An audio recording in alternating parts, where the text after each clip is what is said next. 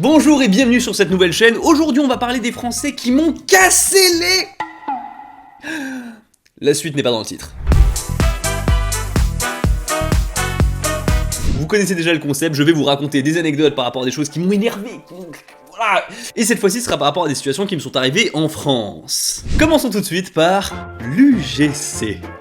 UGC, vous connaissez bien, c'est la société qui s'occupe de faire certaines salles de cinéma, tout ça. Et un jour, comme ça, je me suis dit, oh, j'aimerais bien aller au cinéma avec ma copine, on voulait aller voir le film Parasite. D'ailleurs, rien à voir, mais allez le voir ou regardez-le de manière légale, si possible, parce qu'il est super bien. Et ce film qui est vraiment sympa, je veux être sûr de pouvoir le regarder, du coup je réserve mes places à l'avance. Je ne faisais jamais ça. Faut que je vous prévienne, je réserve jamais les trucs, je vais très rarement au cinéma. Pour la première fois, je réserve des places à l'avance sur le site UGC. Il n'y a pas d'arnaque, c'est sur le site UGC. Je paye, j'ai payé, hein, avec ma carte bleue, j'ai payé pour les places. Et là, je me rends compte un truc bizarre, c'est que je reçois pas de mail qui me dit que mes billets, j'ai bien mes e-billets ou un truc comme ça. Je me dis, bon, c'est bizarre. Mais après, je vois quand même que dans les conditions d'utilisation, c'est écrit que voilà, potentiellement, vous pouvez ne pas recevoir de mail et retirer directement les billets au guichet. Très bien, on va au cinéma, je passe ma carte bleue pour récupérer les billets.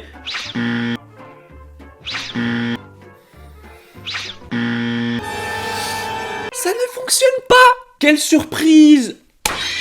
Je sais pas, ma carte est pas reconnue, je sais pas trop quoi. Du coup, je vais au guichet pour qu'ils traitent un petit peu mon mécontentement.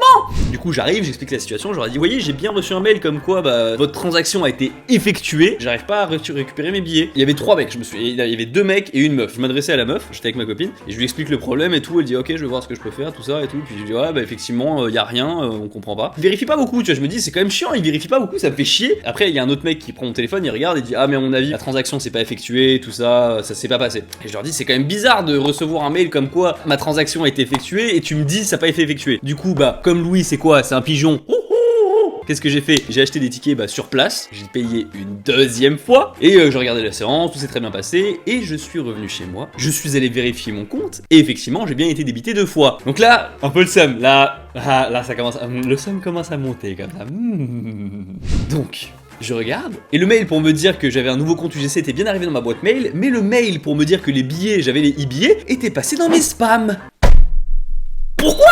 D'abord je me suis dit pourquoi, je me suis dit ah putain j'aurais dû vérifier mes spams et tout, c'est ma faute, et après je me suis dit mais attends, le mec là au guichet là, il aurait pas pu vérifier en 2 clics que j'avais fait une réservation, putain de merde. Et ça m'énerve, ça arrive tellement souvent en France, le mec il a 4 clics à faire, il les fait pas, il te baragouine, j'ai l'impression à chaque fois les mecs ils veulent pas faire leur taf quoi. Du coup forcément, je contacte le SAV, le bordel, vous connaissez le SAV, c'est toujours un bordel. Je leur dis voilà ma situation, je leur explique noir sur blanc, j'essaie d'être le plus clair en donnant le plus d'informations. Qu'est-ce qu'ils me répondent? Suite au Covid-19, vos transactions seront remboursées de leur totalité. Ça n'a rien à voir, tu ne lis même pas mon putain de mail. Les mecs, mais vraiment, les SAV, tout ça, mais ils s'en battent les couilles, ils s'en battent les couilles. Et du coup, j'ai complètement craqué, mais ça m'a fait péter un câble, et je suis toujours... Et d'ailleurs, aujourd'hui encore, je suis toujours dans cette situation. C'est-à-dire que je me suis fait baiser de 22 balles, oui, 22 balles pour 2 places de cinéma, donc voilà, ça fait bien mal. Et en plus, j'ai payé 2 fois, donc 22 balles x 2. Et du coup, voilà, faut que je relance, faut que je leur demande et tout, mais tu vois, je dois faire 15 000 démarches, tout ça parce qu'il y a un pauvre mec qui a pas été capable de juste vérifier que j'avais bien une réservation.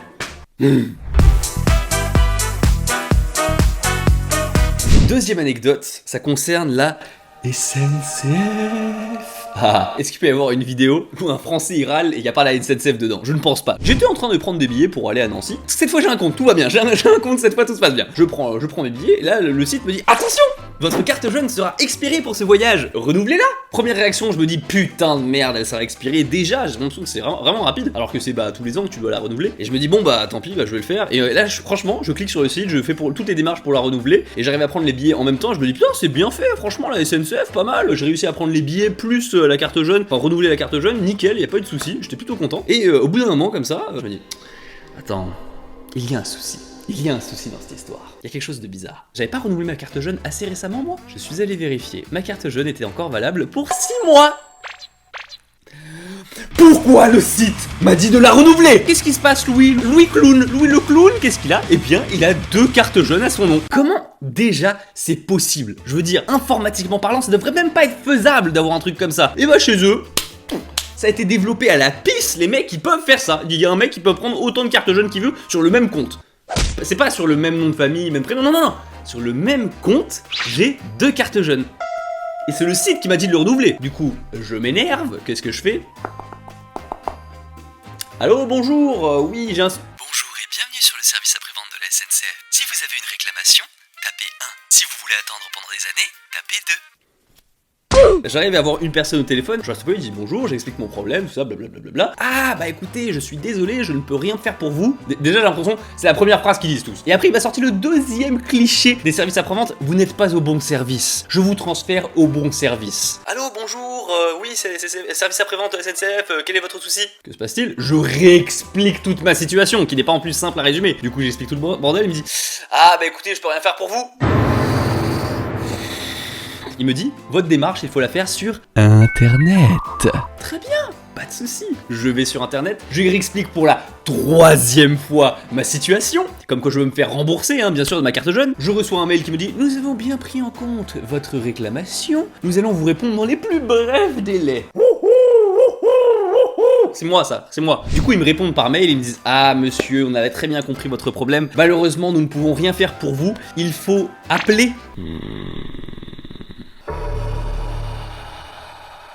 Alors je décide de répondre moins poliment. Je dis votre réponse me plaît guère. C'est mon niveau de moins poli, hein. On est encore très cordial. Et j'insiste un petit peu, il me dit ok d'accord, je vais voir ce que je peux faire. Et le mec il m'a sorti un autre lien de SAV sur un site. Et il m'a dit soit ça, soit vous allez au guichet. Je vais sur l'autre site du SAV, je réexplique pour la 4e fois mon problème et pas de réponse. Et je me dis bon bah écoute, tu vas aller au guichet, tu vas aller à la gare de l'Est pour demander réclamation. Gare de l'Est, 10h du matin. Oui, je fais la queue parce que c'est long, il y a beaucoup de monde. C'était pendant les grèves en plus. Bonjour madame, alors oui, effectivement, j'ai un petit souci en fait, c'est parce que ma carte jeune a un souci. Et donc, qu'est-ce que je dois faire? Ah, je suis désolé monsieur, mais pour ce genre de demande, en fait, on ne peut rien faire, il faut faire ça sur internet. Résumons donc la situation. Quand t'appelles, ils te disent sur internet. Quand tu vas sur internet, ils te disent au guichet où d'appeler. T'as déjà appelé, du coup ça sert à rien. Tu vas au guichet, ils te disent sur internet. Ma patience a atteint ses limites. Et là je me suis dit, éclair de génie, je me suis dit attends, il y a peut-être un moyen que ça soit plus simple. Ah pareil c'est des connards, mais peut-être qu'à Nancy, ils pourront régler mon problème. Ma copine, avant que j'arrive, s'est occupée un peu du sujet. Et en arrivant, legit, je suis arrivé, tous les documents en main, en 5 minutes c'était plié. J'ai bataillé des jours, enfin par mail, par appel, par téléphone, la meuf en 5 minutes c'était réglé. Bon c'est cool que ça soit réglé, par contre un petit truc de merde je trouve, c'est que c'est eux qui m'ont arnaqué en disant que ma carte jeune était expirée, ce qui était faux, et j'ai quand même dû payer 10% de commission. Je me suis quand même fait enculer un petit peu dans cette histoire, mais vraiment quand tu vois le service après-vente de certains trucs français, mais c'est abominable, mais tout le monde se plaint tu vois, tout le monde les déteste ces mecs. Voilà je râle. Écoutez, je sais que individuellement c'est pas leur faute, mais le groupe c'est leur faute, voilà. Je voulais pas aller au restaurant. Alors cette anecdote là elle est plus rigolote. C'est un jour où il y avait Charles à la maison et puis mon père a décidé d'aller manger dans un restaurant. Donc du coup on est partis tous les 4 avec ma mère, mon père, Charles et moi-même au restaurant. Et moi je vous avoue, j'avais pas envie d'y aller. J'avoue quand Charles est là, pour moi c'est mon occasion de manger un peu de la malbouffe. Et bref, ils insistaient, ils voulaient vraiment qu'on aille au resto. Du coup je me dis bon bah on va aller au resto. On va dans le restaurant, je demande une entrecôte je crois. Et j'ai mon entrecôte qui arrive, je mange comme ça et je vois elle était bonne, elle était pas non plus fantastique, mais elle était plutôt bonne quoi. Je découpe la viande et juste avant de la mettre dans ma bouche, je me dis, il y a mon œil qui repère quelque chose. Repérage, quelque chose se passe. Il y avait un insecte sur ma viande. Coucou. Franchement j'ai vu ça, j'étais fatigué, tu vois. J'aime pas ce restaurant là, et en plus c'est un insecte dans mon assiette, vas-y, c'est bon. Et après le chef il a pris mon assiette, et puis là, il m'en a redonné une autre, tu vois, mais bon, j'avais plus faim, quoi. Ça m'a coupé l'appétit, j'avais clairement plus faim, voilà. Comme quoi, fiez-vous à votre premier instinct, fiez-vous-y. Super serveur. Dernière anecdote, cette fois-ci c'est encore avec Charles et encore dans un restaurant. Et cette fois-ci c'est une des rares fois, enfin on y va de temps en temps maintenant, mais on y va de temps en temps avec Charles en fait dans un restaurant pas très loin de chez lui. Et c'est un sushi mais pourri, le sushi basique qu'on peut trouver à droite à gauche, vraiment c'est le truc, tu sais, le Osaka, voilà. Et c'est pas très bon, mais ça a le mérite d'avoir des bonnes brochettes. Et puis la patronne nous connaît parce qu'on vient de temps en temps, enfin tu vois, c'est pas super bon, mais c'est sympathique, il y a des brochettes, moi je suis content, je prends pas trop de sushi, tu vois. Bref, ça se passe généralement bien. Et là en arrivant avec Charles, on remarque un truc, c'est comme on y va assez souvent, tiens, un nouveau serveur? Bizarre.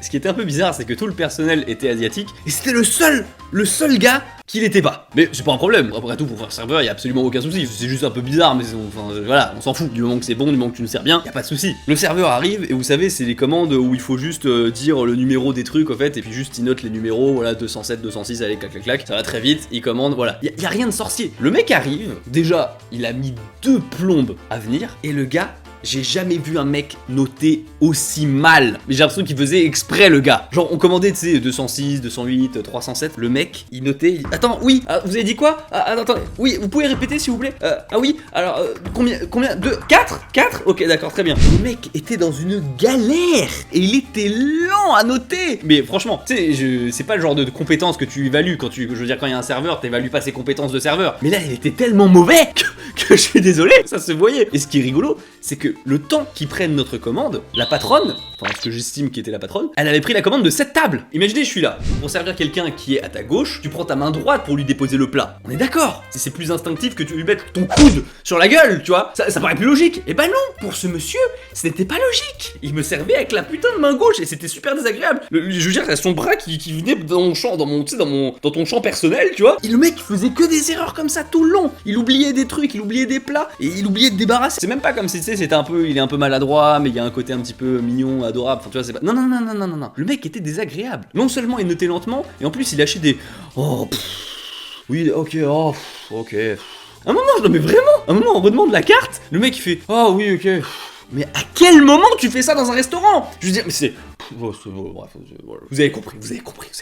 Bon écoutez, moi j'ai bien pu râler dans cette vidéo, ça m'a détendu, j'ai pu râler. Surtout, en vrai, le pire c'était vraiment l'histoire de la SNCF, là, quand ils m'ont envoyé à droite à gauche et tout dans tous les sens. Là j'ai vraiment pété un câble, mais racontez-moi aussi si vous avez des anecdotes comme ça, vous avez pété un câble en France à cause de l'administration ou d'autres choses, ou peut-être juste une personne que vous avez pété un câble, voilà. N'hésitez pas à me raconter tout ça. Sur ce, lâchez-moi un pouce bleu et abonnez-vous à cette nouvelle chaîne, voilà, c'est important. Je vous dis à la prochaine, tchuss.